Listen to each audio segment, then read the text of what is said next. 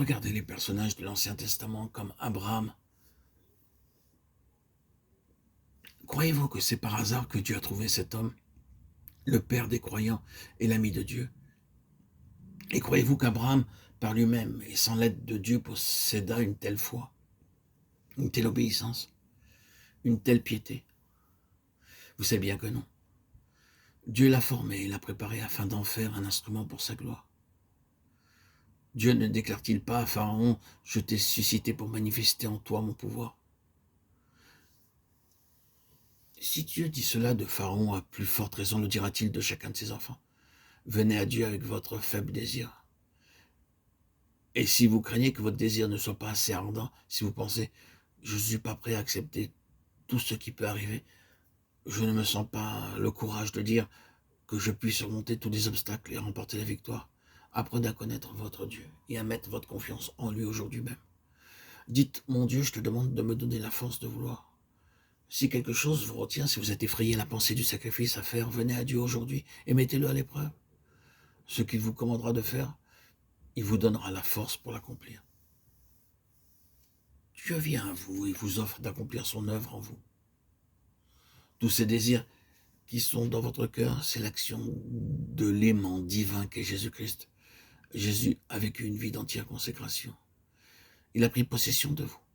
Il vit dans votre cœur par son Saint-Esprit. Avez-vous résisté et lui avez-vous résisté? Dieu vous appelle maintenant à vous humilier, à vous confier en lui, afin que vous puissiez lui appartenir entièrement. Vous ne pouvez plus le résister bien longtemps.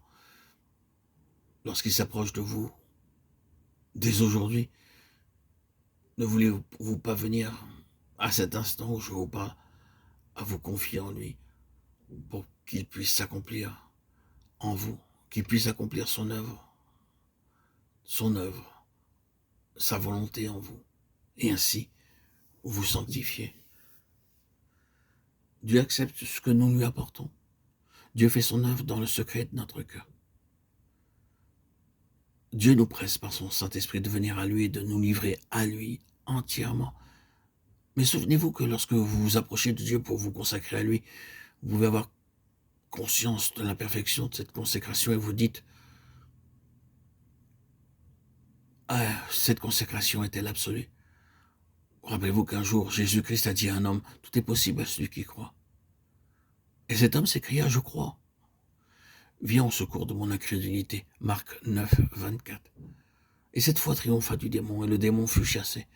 Si vous venez à Dieu en disant, Seigneur, je me consacre à toi entièrement, même si vous le dites avec un cœur tremblant et avec le sentiment de votre impuissance et de votre imperfection, Dieu fera son œuvre en vous. Ne craignez rien, venez tel que vous êtes, et la puissance d'un esprit manifestera sa force dans votre faiblesse.